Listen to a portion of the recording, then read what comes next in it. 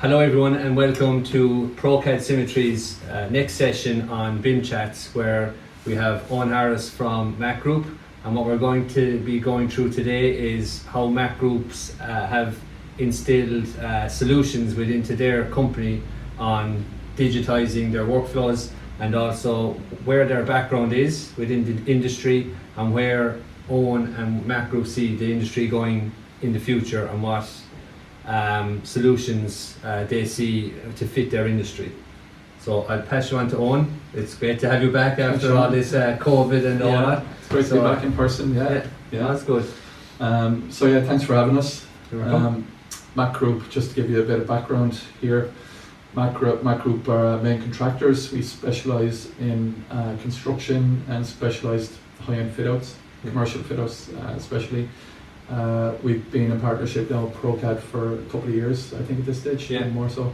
And Procad are suppliers and technical support for our CAD software and BIM software, and support us on our live BIM projects. We'd like to go through kind of how we run our 3D. Yeah, perfect. It'd be great to hear that.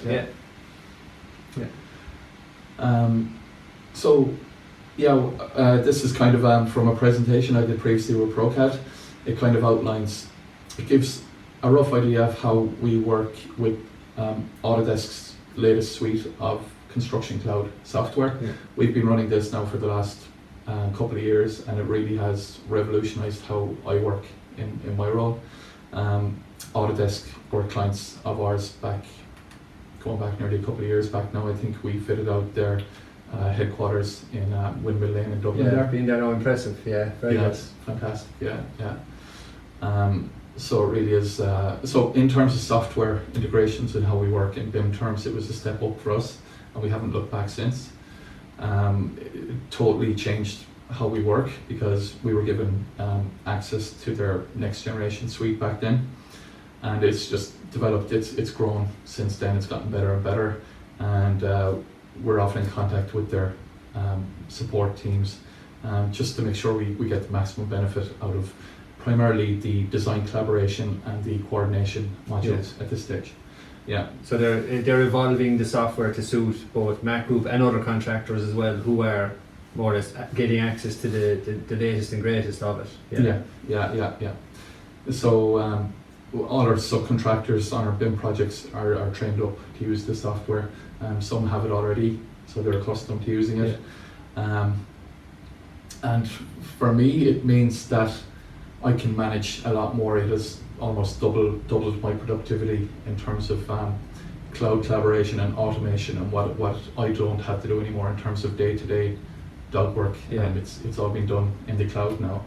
I just have to almost stand back and manage it and support it. You have the ability to spend more time and focus on your key features of your role, rather than having to do mundane tasks of federating stuff. Exactly, yeah. So, whereas previously, going back a couple of years, we might have had 2 people on a project where we'd have to run a BIM level 2 project.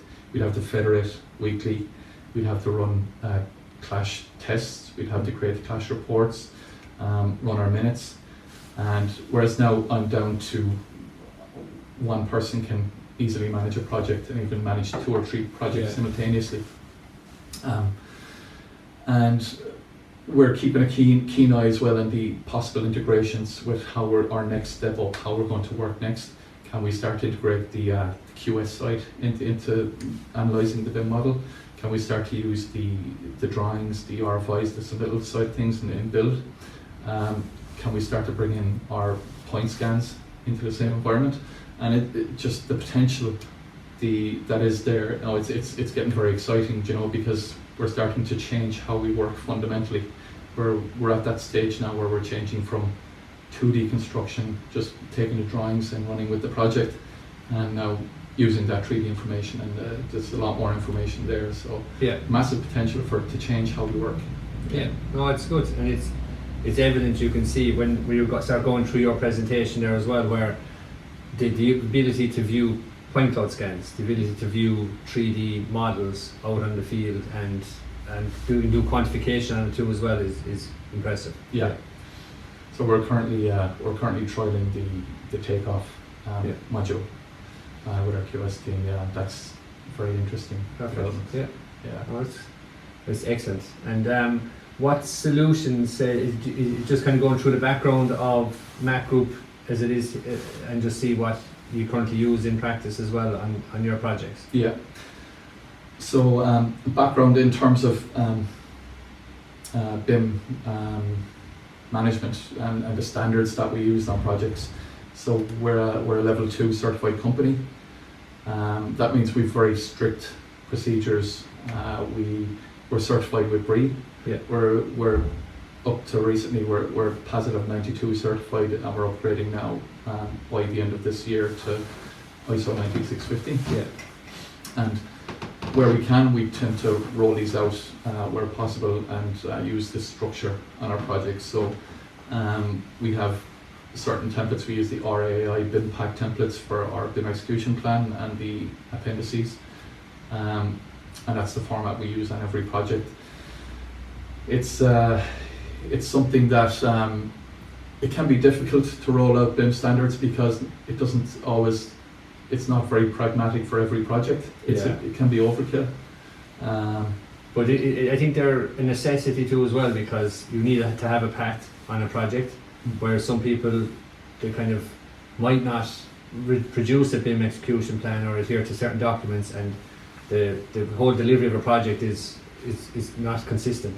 Yeah. You could have disciplines who understand it and are focused, and you might have other disciplines who either from not being interested or just lack of knowledge. And I can understand that. Yeah. there's So we issues. find that compliance with the standards needs to be 70-80% or above for it to work. Yeah. Because if you're only at 50%, then it just falls apart. And teams join the project and they see that other teams, A, B, and C, aren't complying, so why should they comply? Because there's a bit of extra work up front. They'd be more drawn to the people who aren't complying than drawn to the people who are. Yeah. I've seen that Because as well. it's more work up front, and but you get the benefits down the line, but it's to get them playing ball initially. So we counter that with training, pre-start training. Yeah. Yeah. No, that's interesting. Yeah. Yeah. So that would be our standard side of it. So yeah, that's the backbone of what we do. We've recently upgraded our suite of documents to include for ACC workflows. Yeah. We submit these for tender as well, and we get favourable responses on that. But they're scored higher. We know that you have had them in place more or less currently, and that and we have experience as well, which is which is vital. And your supply chain as well would have experience through that training you have internally too as well. Exactly, yeah. And we make it a requirement on some projects for our tier 1 teams to be up on the platform, set up, and to produce licenses as well, to supply their licenses. And the whole AECC having a bring your own subscription model as well is a bit favourable too as a contractor, because you don't have to include that cost as an upfront cost. Exactly. You just more or less make sure that your supply chain are aware of it, and upon being successful or not, they just integrate into your system. Exactly. Yeah. And if they're on 5 projects that use the same software, it spreads the cost on their side. It's cheaper for them in the long run, as well as being cheaper for the contractor. Yeah. And just in terms of man hours and resources needed to run a project with this software, there's a dramatic decrease in the need to resource a project. Because of the cloud automation and accessibility too as well. Yeah. Remote accessibility, And especially you might have other contractors or subcontractors who are working from home and because they might have their own certain issues with return to work policies from work, having the ability to have these in a cloud environment streamlines the whole process. Yes, exactly. Yeah. It's a game changer. It is. Yeah. Perfect. No, that's so that's from a standard point of view. That's where we are as a company.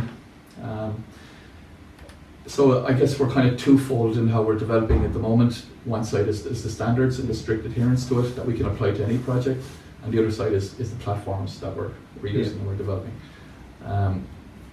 So I just have a little graph here of the different aspects that we're developing in-house, and we're working our way towards 3D compatibility. So initially we started off with Autodesk as well. We started off on the coordination and the collaboration modules, and we have 5 or 6 live projects at the minute now up on those. And as I mentioned before, a dramatic increase in my your day-to-day runnings, in that you're not having to spend constant time federating models, waiting for others to provide you with the model, which probably is the most wasteful time. Whereas if you had them on your coordination module, you have access to the live actual models that the rest of the disciplines are working off of. So in terms of the development of information standards in our company, the one side of it is compliance with ISO 9650, and the other side is developing the platforms that we use. So we started off, as I mentioned there, using the coordination and collaboration modules. A dramatic increase in productivity for us, how we work. We have, I think, 5 or 6 live projects in this platform at the minute, and this is an example of one of our projects. And it just, first of all, just visually, it looks 10 times better than Navis. You can see what's what straight off. The color coding makes a big difference, because now we can start to invite our project managers and QSs to view the model. Whereas, and it's great for them to see how the progress is, rather than you just handing them over a report saying these are all the clashes. Exactly. At least they're engaging in the whole project delivery too as well, and understanding the software. And with the viewer, they can easily browse the model, cut through the floors, get instant access into the ceiling, see what's going on. Tag issues, assign them to people, and that's why it's the little changes like that make the big difference when you're starting to connect the team members into the 3D environment. And it's good that this could be brought up in meetings too as well, while you have the PM or the contracts manager inside in the meeting, both virtually or inside in the office, and have the live models present there. Live, exactly. So they could have been refreshed just the day previous. Whereas a Navis model, static NWD, might be a week old. It's disjointed from the whole live workflow. And you can see there you're using the model compare tool as well, so you can see what has changed between different versions of the model. So again, little things like that make all the difference. Someone doesn't have to go in and analyse the model and try to figure out what's changed. You're not having a QS and say, there you go, what has changed? Exactly. Do we need to update our price or ask for variations? And there's no changes under the radar. Everything is exposed, high exposure, high trust. Sooner the information comes in sooner to the project, so the issues are determined in the model instead of on the site. Which would be the most costly area of a project, is when they're on site. Exactly.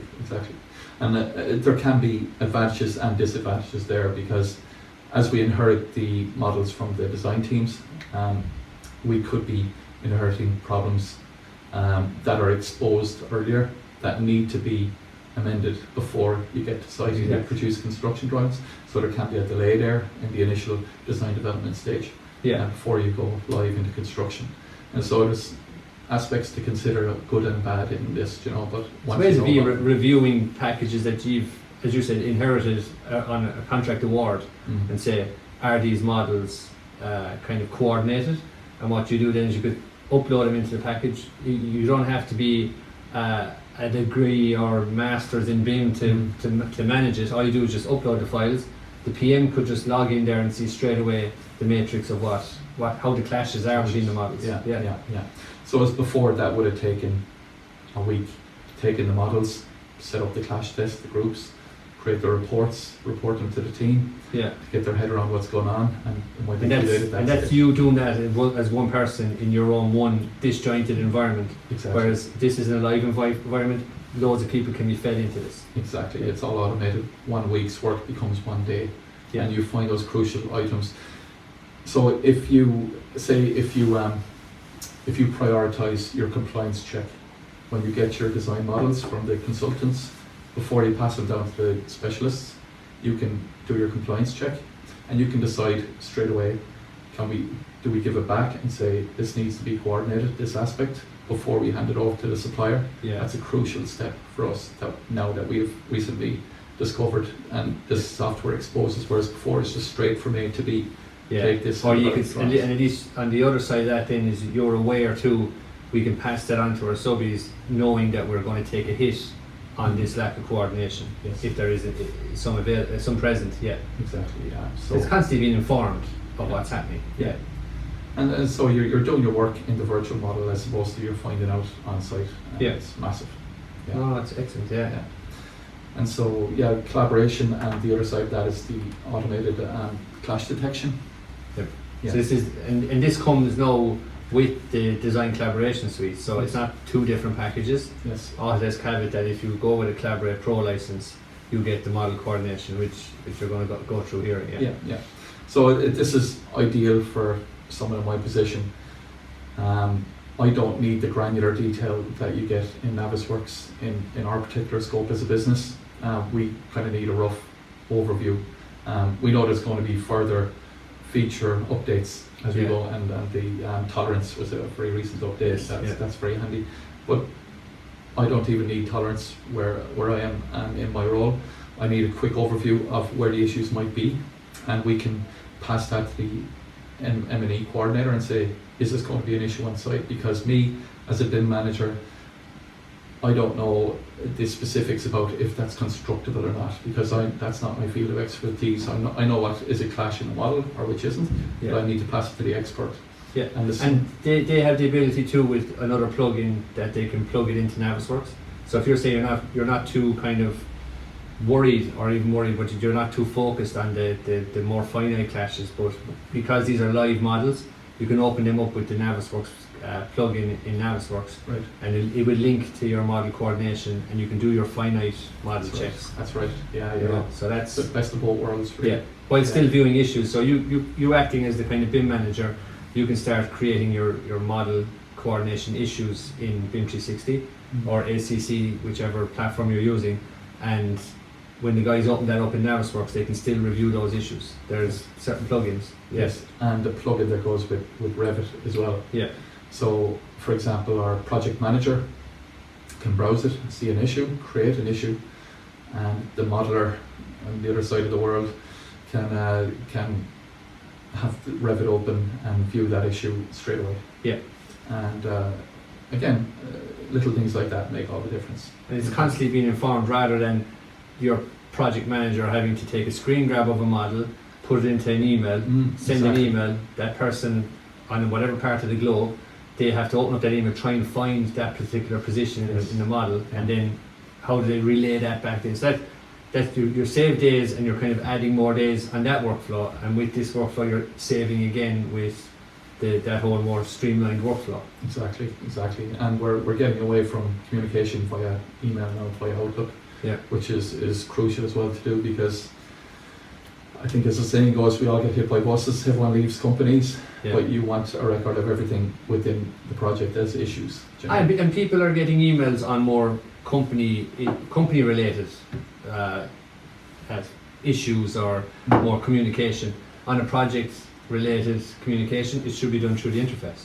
Indeed, yeah. You know? Yeah. And even with that kind of clash matrix, even on model coordination, again, you don't have to go into it. You don't even have to view the models. You can see straight away what issues are there. Your PM can have that in a meeting with the rest of the design team or any subcontractors, and be able to say, here are your clashes. And then even if they want to go into it, they can be invited onto the platform and close them out as well too. Yeah, exactly. Well, so another game changer for us. I haven't really gone near Navis other than creating backup NWDs and archive NWDs since I've started on this module. Interesting, And fantastic, yeah. Yeah, there was a new feature added to the model coordination as well as the watch groups, so that if you were to say, if your project manager knew that there was a partitions package coming up, they could focus in on just the partition walls. Yes. And anytime that model is republished and version controlled, they get a notification to say partitions have been changed.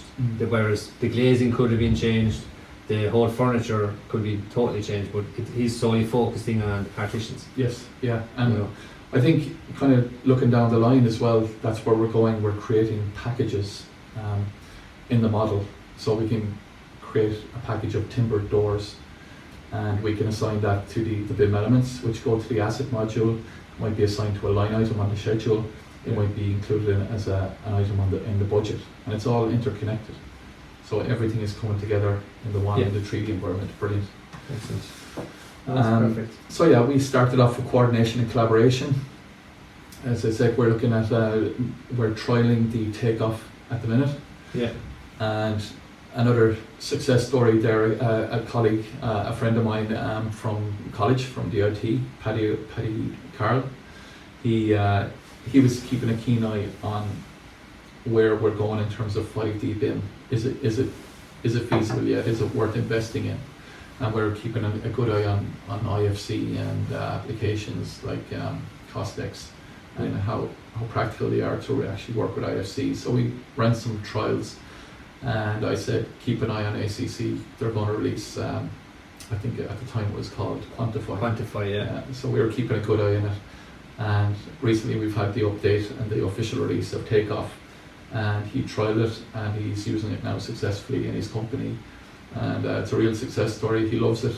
He published his story up on the Autodesk, published it I've seen on their that website. there, as well, yeah. So I think we might actually have a call from him. We might want to. Yeah, we'll move that into one of the BIM-Chats as well, just to see what his idea is on, and take it from a customer's perspective who's actually using it on a day-to-day basis. Yeah. You know? Yeah. And you know, on the Takeoff, have you used it in what way, or do you see it? Yeah. So I'll give you a quick example there. Where's our Takeoff?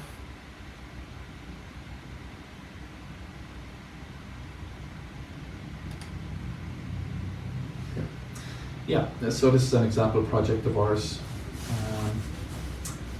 So we have this new feature, the cluster, where it explodes the model and sets it into its different packages automatically. So you get a fantastic overview of every element in the project straight off. It's a good way of validating a model too, I think, because some people might be modelling them into different kind of categories, like generic models. Mm-hmm. Like on a Kobe required project, it's not really practical to have everything in a generic model. It has to have its own specific, what would you call it, family type and tree. Yeah. So straight off, you can give that back to the author and say, can we replace these models, the generic models, with the proper family?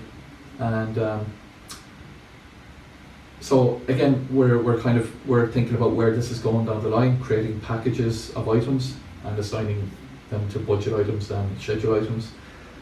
And perhaps if there's a change in a package, it'll reflect also, it'll be flagged in the budget and the schedule as well. And again, things start to become interconnected and people are aware earlier. Nothing comes in under the radar, everything is exposed. Yeah. And so this integrates the Unit Class 2015 classification for us. I think as well that you can customize what classification system you're using. I think the NRM as well, you can integrate that too as well, if on a QS's perspective. And you can have your particular codes as well that you can feed into that. Yeah, so you can have your own custom company coding system as well. And you export to Excel and it forms the basis of your BOQ, your bill of quantities. And this can be done on both PDFs and Revit models. Right. So it's not like as if it's solely a 3D experience. It can be done in a 2D where you can quantify and do counts on certain aspects too as well. Yeah. I mean, so when it's integrated with the live model as well, and this has been updated on a weekly basis, and you can do the comparison check now between the red and the blue versions. Yeah, to see exactly what has happened. Yeah. And just looking at the video there as well, I see that as you're quantifying, it's color coding the elements. So when you pull them back, that's in the cluster view. And when you pull that back into the model itself, you can clearly see which was taken off. And I think as well you can also turn on visibility. So as you quantify, it makes everything transparent. So you know then exactly what you're quantifying. Yeah. Brilliant, yeah. So especially at the bid stage, if we get a hold of the Revit model, which we do quite often, that's invaluable. Like that's a real time saver. That could reduce a week's work to a day's work in the right hands. Yeah. And I think the beauty as well is that Autodesk are developing these platforms to be user friendly.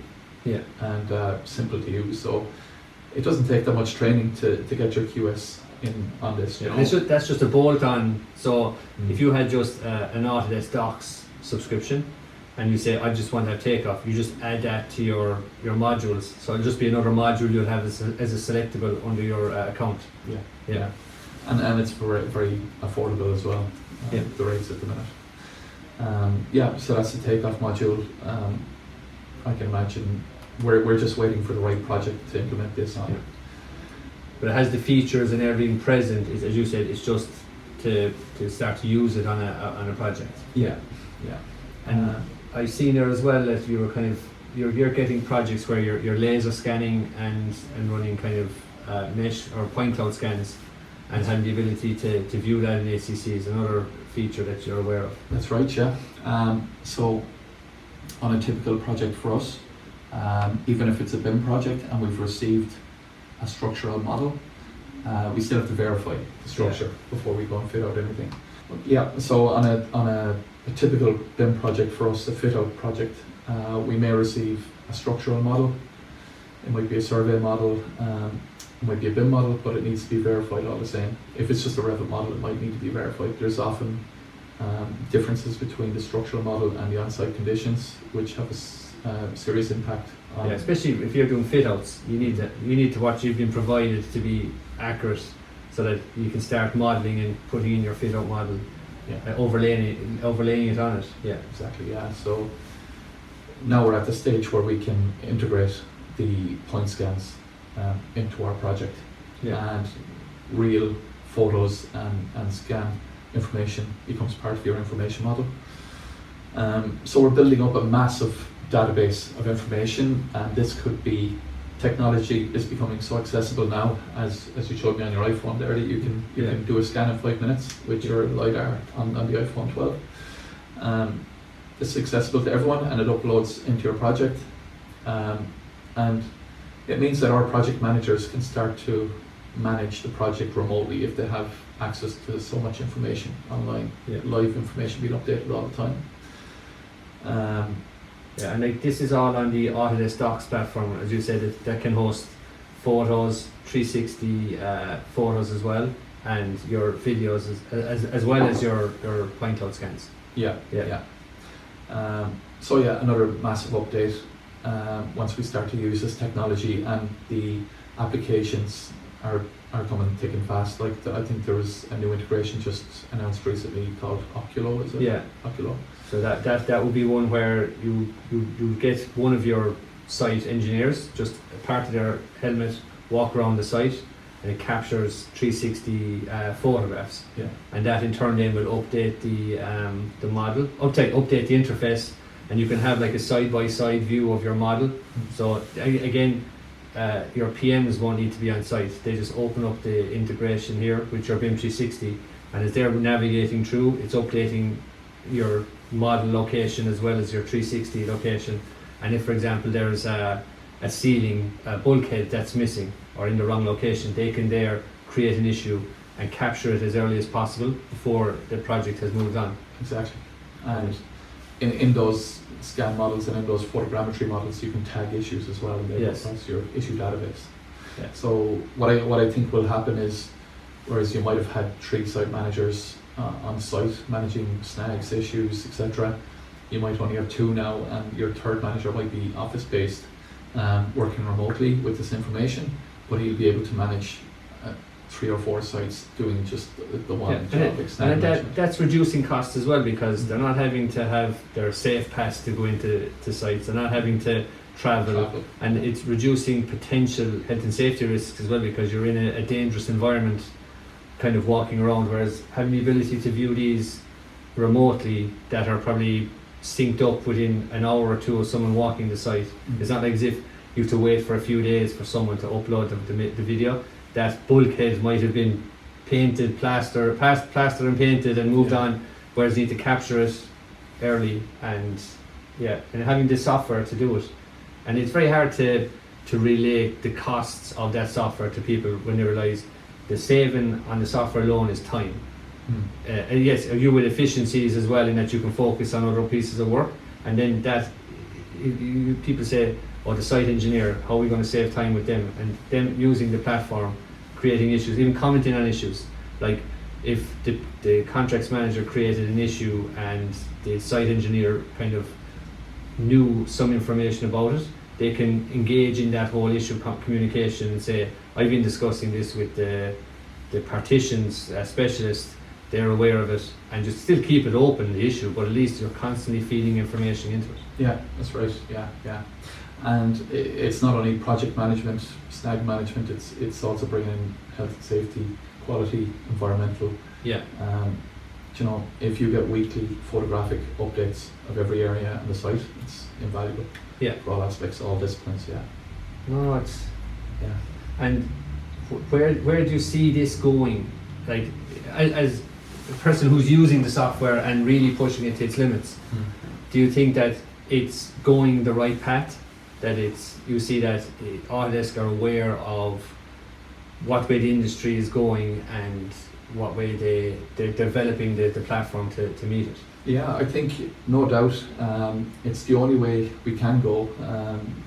More information, more accessibility, more collaboration, everything online or in the cloud. The issue is to have integrity in that information, because if you have more information coming in and it's not accurate, you're just causing confusion. Yeah. So the simpler things work, the more efficient they are, the more interconnected all the disciplines are, and that's kind of the beauty of what Autodesk are doing, because everything is interconnected in a native environment. Yeah. So if you were to go out to IFC and use specialized applications for A, B, and C, it's quite complicated to get that working properly. Even to get a Colby export is quite complicated.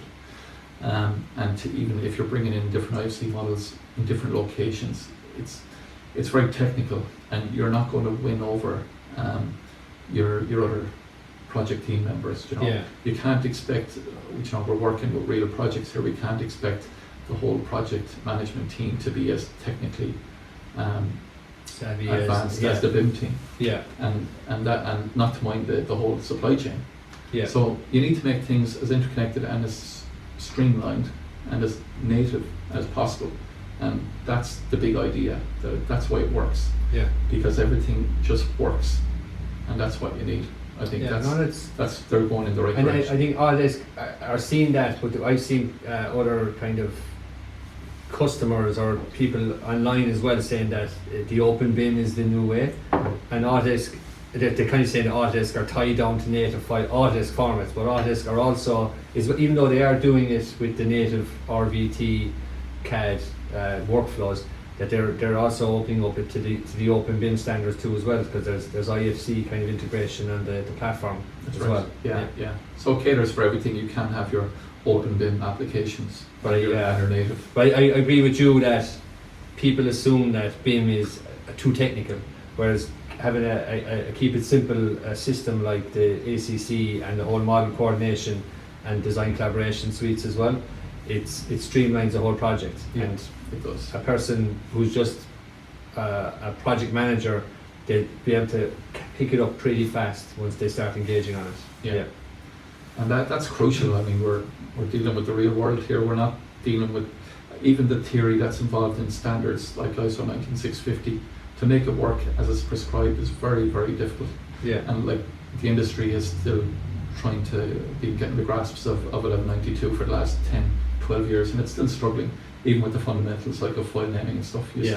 I see people who they still don't understand the file naming convention. Yeah. And they are engaging on BIM projects. On every project, you see, and so the theory is extremely complicated, and to make it work, sometimes it just doesn't work in the software and the hardware that we have available to us right now, especially with BIM level 3 coming up.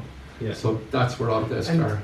The whole collaboration model design collaboration is practically nearly at level 3 itself in a way, in that you've the one model that you can have as the homeowner, and all your other disciplines are feeding into it.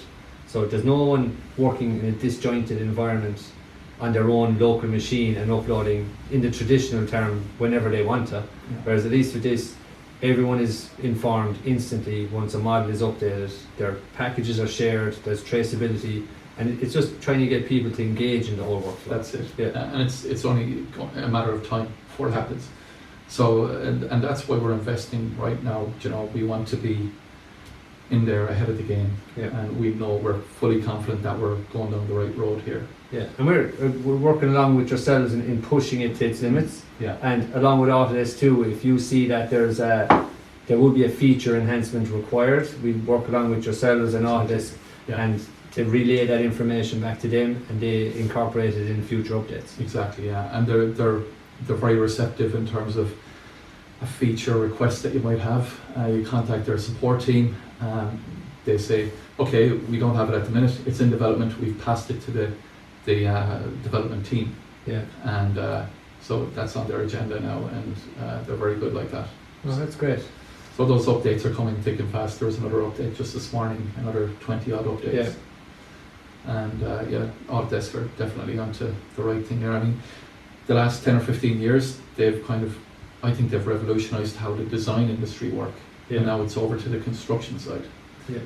But it's a very important piece of the puzzle because it all starts to come together now. It's not just design, it's pre-design, it's concept design, it's all the way through to operations and maintenance. And so the whole idea is massive, massive. Like, I'm only starting to realize the value now of the BIM aspect in what we do as macgroup. So you have all the disciplines in macgroup. That's only the main contractor side. We also have QSs, surveyors, O&M. Yeah. It's massive, Yeah. and it's all coming together, being interconnected in a 3D environment. Yeah, excellent. Yeah. Thanks. No worries. That's brilliant. Thank you very much. Thanks everyone, and we look forward to the next BIM-Chats where we'll focus on other features and have a few more people from the industry with excellent knowledge of the software and what way the industry is going. Thank you. So thank you. Cheers.